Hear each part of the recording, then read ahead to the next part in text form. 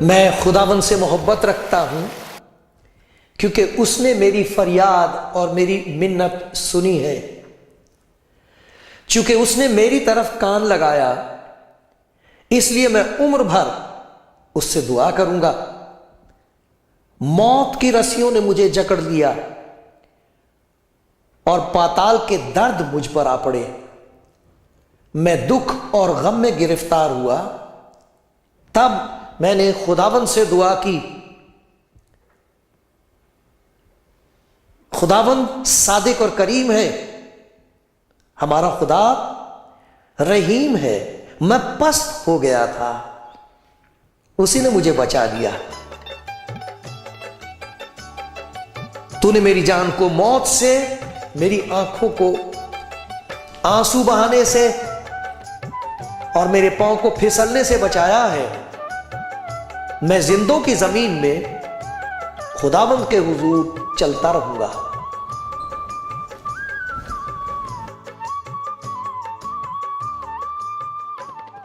بھائیوں اور بہنوں، آپ کلام زندگی پروگرام دیکھ رہے ہیں۔ میری دعا یہ ہے کہ جتنی باتیں میری زبان سے نکلیں ان سب پر اس کی محبت کی چھاپ ہو۔ میں تو ایک انسان ہوں، کمزور انسان ہوں، لیکن جس کا ذکر میں کرتا ہوں اور جس کی محبت کا پرچار میں آپ کو سناتا ہوں، اس کی محبت بے حد ہے، اسیم ہے، کوئی سیما نہیں۔ اور وہ گنہگاروں کے لیے ہے، کمزوروں کے لیے ہے، بے کسوں کے لیے ہے، بے بسوں اور لاچاروں کے لیے ہے۔ مجھے معلوم نہیں آپ کا کیا حال ہے، لیکن میری یہ دعا ہے کہ خدا کا کلام جو آپ کے سامنے پیش کیا جائے گا، اس کے ذریعے سے جو بھی آپ کی ضرورت ہے، روح کی، دل کی، اس کے پیار کا ہاتھ بڑھے، وہ آپ کو چھوئے اور آپ کہیں دل کو چین مل گیا، چین مل گیا۔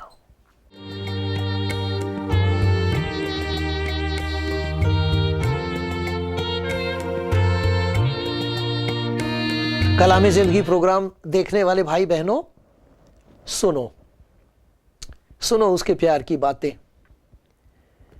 سوال کئی دفعہ دل میں یہ اٹھتا ہے، کیا خدا سب کی دعا سنتا ہے یا کچھ خاص لوگ ایسے ہیں جن تک خدا کا فضل اس طرح پہنچا ہے کہ اب وہ خدا سے بات کرتے ہیں اور خدا ان کی سنتا ہے؟ اور کیا کچھ ایسے لوگ بھی ہیں جن کی دعا خدا سنتا نہیں، ان کی طرف دھیان نہیں دیتا کیونکہ وہ اس لائق نہیں ہے، کیونکہ وہ گنہگار ہیں، کیونکہ انہوں نے اس کا حکم توڑا ہے، اس لیے اب ان کا دل ٹوٹا ہی رہے گا اور جو کچھ وہ بنانے کی کوشش کریں گے وہ ٹوٹتا ہی جائے گا؟ کیا ایسا ہے؟ خدا نے یسوع مسیح کا کلام پڑھ کے، بائبل پڑھ کے ہمیں اس بات کا یقین آ جاتا ہے، تسلی مل جاتی ہے کہ نہیں، ایسا نہیں ہے۔ اگر میں اپنی محتاجی کی حالت میں، اپنی لاچاری کی حالت میں اسے پکاروں تو وہ سنے گا، اور یہی نہیں کہ وہ سنے گا بلکہ کچھ ایسا کر دے گا میری زندگی میں کہ جب میں ان باتوں کو سناؤں گا، ذکر کروں گا، بتاؤں گی کہ خدا نے میرے لیے کیا کیا، تو لوگ سنیں گے، لوگ سنیں گے میری گواہی، سنیں گے میری شکر گزاری. یہ بات سچ ہے. کلامی زندگی پروگرام کا ایک مقصد ہے، وہ یہی مقصد ہے کہ ہر ایک سننے والے کے دل تک یہ بات پہنچ جائے اور خدا اپنے ہاتھ سے، جیسے اپنے ہاتھ سے دل کی تختی پر یہ لکھ دے، تو مت ڈر کیونکہ میں تیرے ساتھ ہوں، ہراساں نہ ہو کیونکہ میں تیرا خدا ہوں، میں یقیناً تیری مدد کروں گا، میں یقیناً تیری مدد کروں گا. آج خدا کے کلام میں سے ایک آیت آپ کو سناتا ہوں جس سے مجھ پر ہمیشہ اس کا فضل چھا جاتا ہے. جب کبھی اندھیرا آئے، نا امیدی آئے، گھبراہٹ آئے، تو یہ آیت ایسی ہے جیسے اندھیری رات کے بعد ایک دم سورج نکلنا شروع ہوتا ہے. بڑی خوبصورت صبح ہوتی ہے اور پھر سورج کی روشنی بڑھتی ہی چلی جاتی ہے، سارا دن اس کی روشنی رہتی ہے. ایسے ہی یہ آیت ہے خدا کے کلام کی. اور میری دعا یہ ہے کہ جب آپ سنیں تو آپ کی زندگی میں بھی آفتاب صداقت طالع ہو، سچائی کا سورج آپ کی زندگی میں اٹھے. کیا بات ہے وہ؟ یہ ہے زبور 69.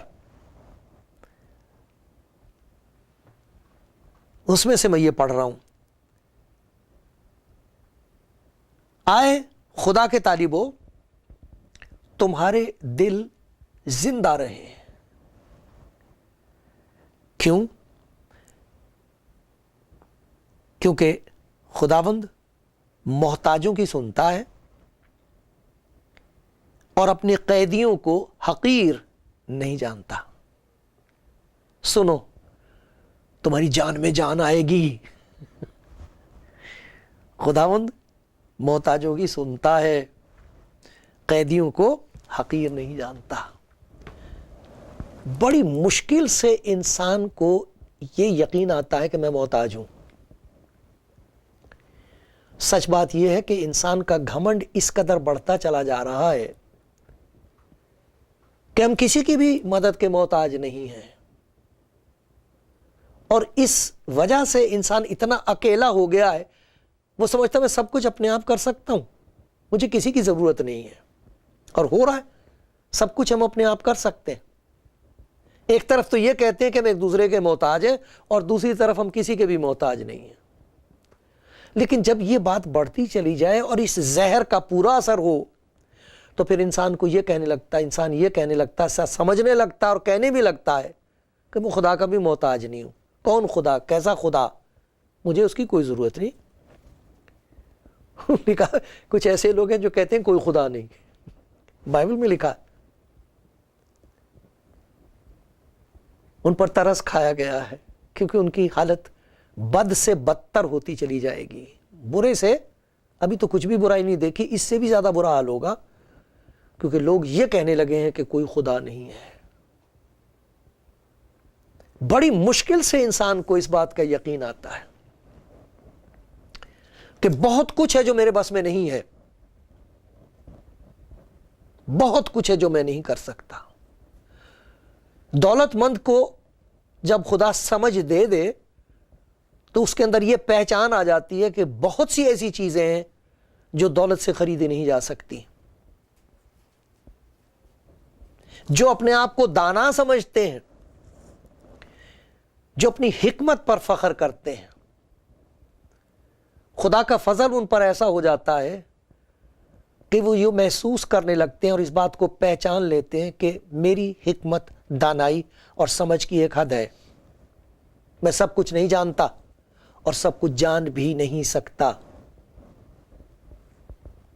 بہت کچھ ایسا ہے جو ہم نہیں جان سکتے، بہت کچھ ایسا ہے جو ہم خرید نہیں سکتے، بہت کچھ ایسا ہے جو ہم نہ اپنے لیے کر سکتے ہیں نہ اپنی اولاد کے لیے کر سکتے ہیں. ہم لاچار ہیں، مگر بہت مشکل سے اگر کسی پر خدا کا فضل ہو جائے اور اس کی آنکھ کھل جائے تب وہ یہ کہنے لگتا کہ اے خداوند میں تیرا محتاج ہوں.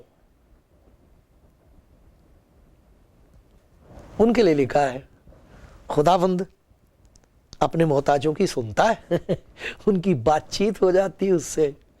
جو اپنی زندگی میں اپنی محتاجی کو پہچان لے تو اس کی پہنچ ہوتی ہے وہاں تک اور وہ اس تک پہنچتا ہے. لکھا مبارک ہے وہ شخص جسے خداوند برگزیدہ کرتا ہے اور اپنے قریب آنے دیتا ہے.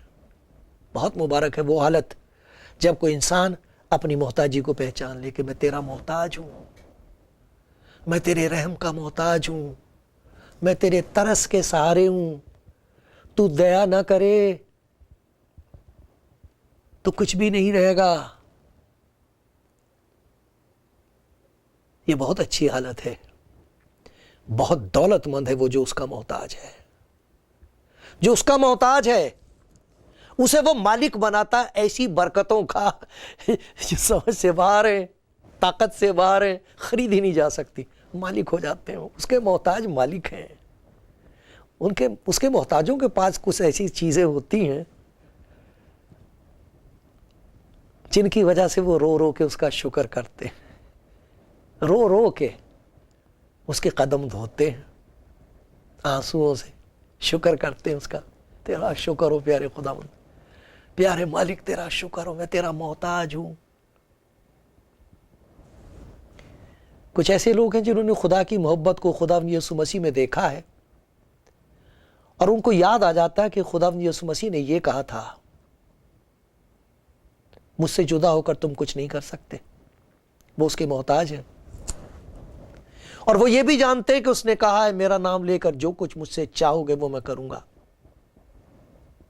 وہ جو اس کے محتاج ہیں ان کی زندگی میں معجزات ہوتے ہیں, چمتکار ہوتے ہیں ان کی زندگی میں, جو لاچار ہیں اور اس کے نام پر بھروسہ کرتے ہیں.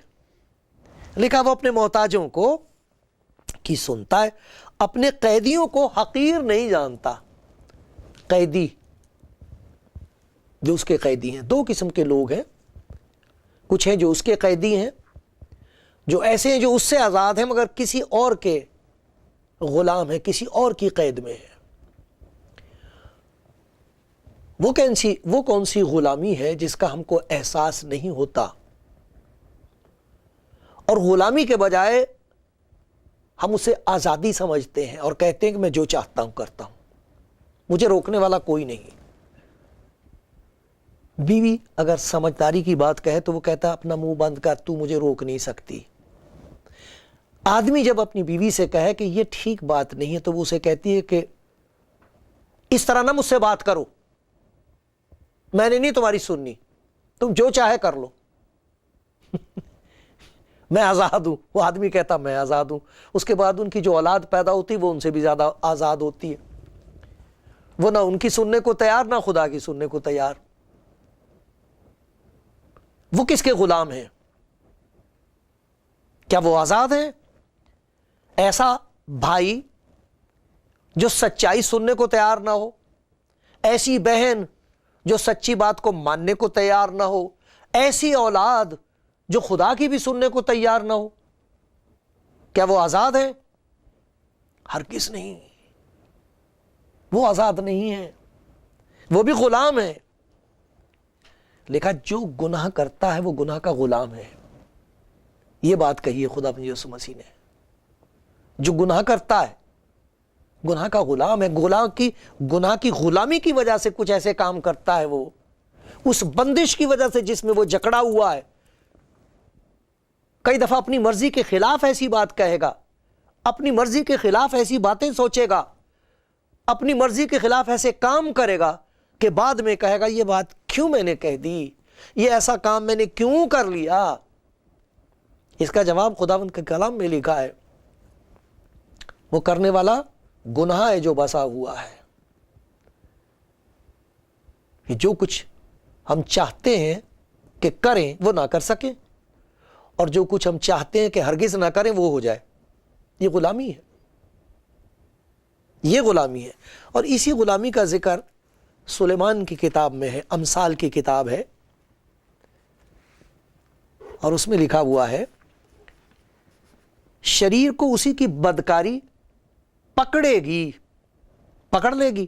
بدکاریاں پکڑ لیتی ہیں, ہم کرتے نہیں ہیں بدکاری، بدکاریاں ہمیں پکڑ لیتی ہیں، اور وہ اپنے ہی گناہ کی رسیوں سے جکڑا جائے گا۔ گناہ میں لذت ہے، اچھا لگتا ہے، مزہ آتا ہے، ایسا لگتا ہے کہ ہم آزاد ہیں، آج میرے پاس پیسے ہیں، جو چاہے کروں، جتنی چاہے عیاشی کروں، یہاں نہ کروں کسی اور جگہ کروں، میں سب کچھ کر سکتا ہوں۔ اس کو اس بات کا خیال ہی نہیں ہے کہ اس کی بدکاری نے اسے پکڑا ہوا ہے، اور پھر ایک وقت آئے گا اس کے گناہ کی رسیاں اسے جکڑ لیں گی۔ آپ نے دیکھا کچھ لوگ دکھاتے ہیں، یہ تماشے دکھاتے ہیں، آپ ڈسکوری چینل ہے آتا بڑا اچھا، اس پر میں دیکھتا ہوں کہ جو بڑے بڑے سانپ ہوتے ہیں، بہت بڑے بڑے، تو اتنے بڑے جانور کو مارتے کیسے ہیں؟ وہ اسے چاروں طرف سے جکڑ لیتے اور دم گھونٹ دیتے اس کا، اور بھی بڑی فرصت کے ساتھ آہستہ آہستہ اسے نگل لیتے۔ کئی تو ایسے ہیں کہ 3 4 مہینے کھانے کی ضرورت نہیں ہوتی ان کو، کیونکہ انہوں نے اتنی بڑی چیز نگل لی ہے، کھا لی ہے۔ دیکھا، گناہ جکڑ دیتا ہے انسان کو، اور گناہ کی مزدوری موت ہے۔ گناہ جب بڑھ چکا تو موت پیدا کرتا ہے، لیکن انسان کو احساس نہیں ہوتا، وہ سوچتا میں تو بڑا آزاد ہوں، میں تو جو چاہے کر سکتا ہوں، میرے سامنے کو بول نہیں سکتا۔ ہے کسی کی ہمت؟ گھر میں وہ داخل ہوتا ہے تو گھٹنے کانپنے لگتے گھر کے لوگوں کے، ڈر کے مارے۔ وہ جو کہہ دیتا اسے کرنا پڑتا سب کو۔ ایک یہ بادشاہت ہے، اسے ہم آزادی کہتے ہیں، اسے کہتے ہیں ہمارا بڑا روب ہے۔ لیکن اگر کسی کی زبان اس کے بس میں نہیں ہے تو کسی اور کے بس میں ہے، اگر کسی کے خیالات اس کے بس میں نہیں ہیں تو وہ کسی اور کے بس میں ہے، اگر اس کی خواہشات اس کے بس میں نہیں ہیں تو کسی اور کے بس میں ہے۔ وہ کون ہے؟ وہ خدا نہیں ہے، وہ اس پاک خدا کے ہاتھ میں نہیں ہے جس کے قیدی مبارک ہیں، جس کے قیدیوں کی زندگی میں خدا کی پاکیزگی نظر آتی ہے، پیار نظر آتا ہے، حلیمی اور فروتنی نظر آتی ہے۔ ایک تو یہ ہیں لوگ، ایک یہ قیدی ہیں، ایک اور قیدی ہے۔ یہ وہ قیدی ہیں جو بڑی خوشی سے اپنے آپ کو خدا کے سپرد کر دیتے ہیں، اپنی مرضی اس کے ہاتھ میں دے دیتے ہیں۔ خداوند یسوع مسیح کی زندگی کو دیکھنے اور پڑھنے والے جانتے ہیں کہ وہ ہماری زندگی کے لیے ایک نمونہ ہے۔ اس نے جو کچھ کیا ہے ابن آدم بن کے کیا ہے، انسان بن کے کیا ہے، تاکہ میں اور آپ جو ابن آدم ہیں ہم اس کے راستے پہ چل سکیں۔ دیکھو کیا زبردست نمونہ ہے میرے اور آپ کے لیے۔ زندگی کا آخری وقت ہے خداوند یسوع مسیح کا، کیونکہ اس نے پہلے سے بتا دیا تھا میں اسی لیے آیا ہوں، میں خدمت لینے نہیں آیا۔ ابن آدم اس لیے نہیں آیا کہ خدمت لے، بلکہ اس لیے آیا کہ خدمت کرے اور اپنی جان بہتیروں کے لیے فدیے میں دے۔ اب وہ اپنی جان دینے کے لیے تیار ہے، جانے والا ہے،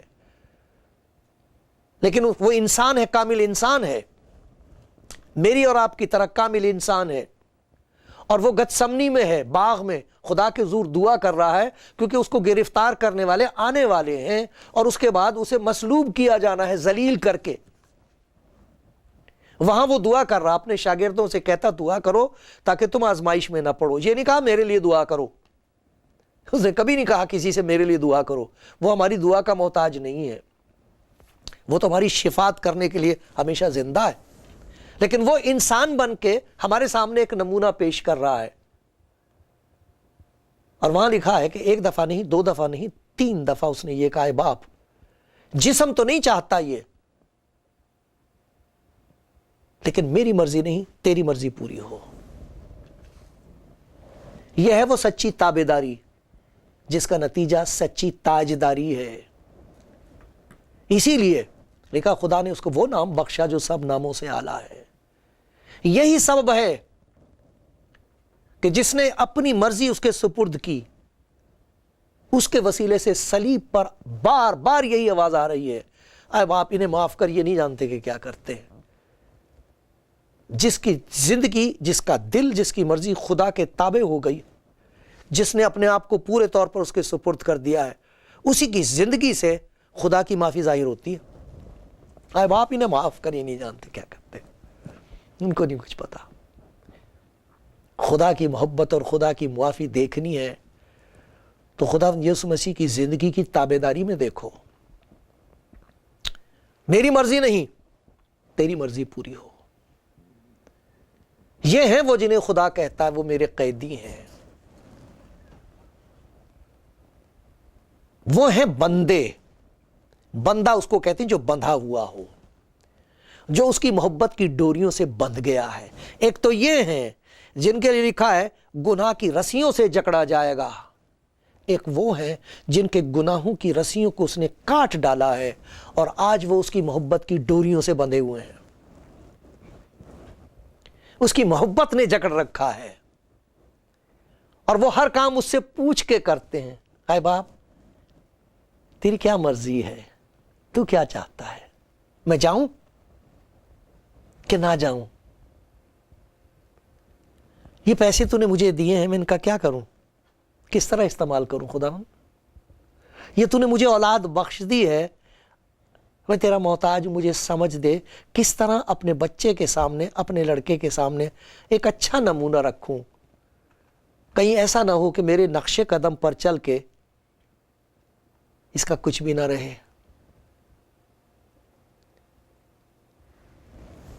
یہ وہ لوگ ہیں جنہوں نے اپنی مرضی مسلوب کر دی ہے۔ میری مرضی نہیں، اے باپ تیری مرضی پوری ہونی چاہیے میری زندگی میں۔ جن کی زندگی میں اس کی مرضی پوری ہو رہی ہے ان کے لیے لکھا ہے، ہاں کیسی پیاری بات لکھی ہے، وہ ان کی طرف دیکھتا ہے، وہ ان کی طرف توجہ کرتا ہے، ان کی طرف اس کے آنکھیں رہتی ہیں، وہ خداوند کے طالب ہیں، ان کے دل زندہ ہیں۔ آئے خداوند کے طالبو تمہارے دل زندہ رہیں۔ خداوند محتاجوں کی سنتا ہے،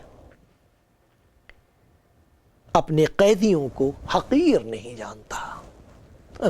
اس کے قیدی دنیا کی نظر میں حقیر ہیں، دنیا کے لوگ تحقیر کرتے ہیں، بے وقوف سمجھتے ہیں ان کو، لیکن خدا کی نظر میں وہ حقیر نہیں ہیں۔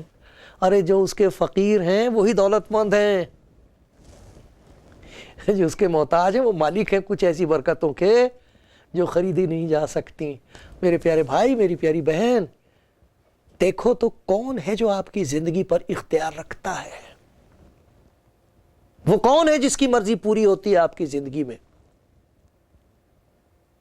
جب طیش کی حالت میں، غصے کی حالت میں زبان سے ایسی باتیں نکلتی ہیں جو شرمناک ہیں، اس کے بعد پہچانو کون ہے جس کا قبضہ ہے میری زندگی پر، وہ کون ہے جس نے میری زبان کو قبضے میں کر رکھا ہے۔ جب تنہائی میں خیالات ناپاک ہوتے ہیں اس وقت پوچھنا چاہیے کون ہے میرے خیالات کا مالک، اس دنیا میں کس کی بادشاہت ہے۔ اور جب بے خوف میں ظلم کر سکوں اور مجھے ڈر نہ لگے، اس وقت دیکھنا چاہیے کون ہے جس نے میری زندگی پر قبضہ کر رکھا ہے۔ ہو میرے مالک مجھ پر رحم کر۔ مبارک ہیں وہ جو اس کے طالب ہیں، اس سے ڈرتے ہیں، جنہوں نے اپنی زندگی اس کے ہاتھ میں دے رکھی ہے۔ پیارے بھائی کیا وہ آپ ہیں؟ پیاری بہن کیا وہ آپ ہیں؟ خدا مجھ پر بھی رحم کرے، خدا آپ کو بہت برکت دے۔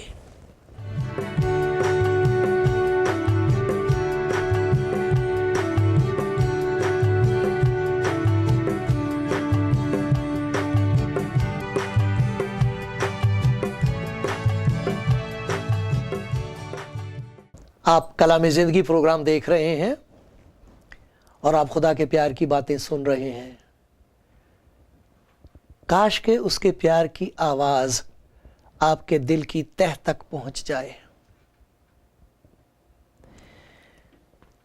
ایک دعا ہے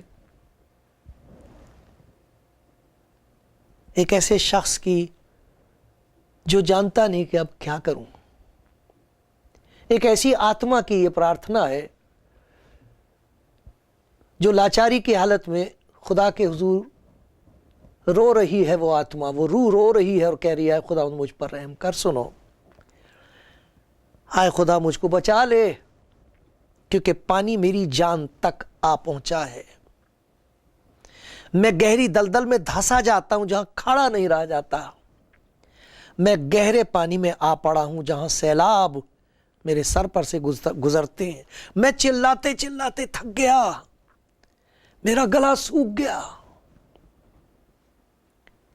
میری آنکھیں اپنے خدا کی انتظار میں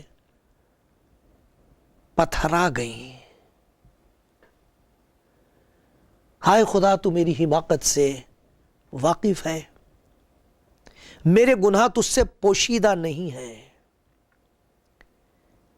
دیکھ میرے گناہ نے میرا کیا حال کیا ہے۔ اور دیکھو خوشی کی خبر، تسلی کی بات، یہی شخص کہہ رہا ہے، آئے خداوند کے طالبو، تمہارے دل زندہ رہیں، کیونکہ خداوند اپنے محتاجوں کی سنتا اور اپنے حقیروں کو، قیدیوں کو حقیر نہیں جانتا۔ خدا حقارت نہیں کرتا۔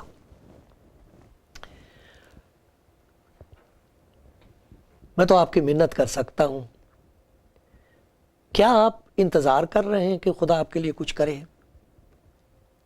بڑی دیر سے آپ دعا کر رہے ہیں، کوئی جواب نہیں ملتا۔ میں خداوند یسوع مسیح کے کلام کی روشنی میں آپ کو یہ بتانا چاہتا ہوں کہ وہ آپ کی انتظار کر رہا ہے۔ وہ تو نہ جانے کب سے آپ کی انتظار میں ہے۔ دیکھ میں کب سے تیرے دل کا دروازہ کھٹکھٹا رہا ہوں، اپنا گناہ مجھے دے۔ اس کے پاس آ کر ایک دفعہ یہ کہہ کے دیکھو، آئے خداوند یسوع، میرے گناہ بے شمار ہیں، میرے گناہ مجھے رات دن تنگ کرتے ہیں، میرے گناہوں نے مجھے جکڑ لیا ہے، پکڑ لیا، مجھے سمجھ میں نہیں آتا میں کیا کروں۔ وہ کہتا ہے مجھے دے اپنی حالت، میں گناہ گاروں کو ڈھونڈنے اور بچانے کے لیے اس دنیا میں آیا ہوں۔ ایک دفعہ خداوند یسوع پر اعتبار کر کے دیکھو، ایک دفعہ اس کا نام لے کر اسے پکار کے دیکھو۔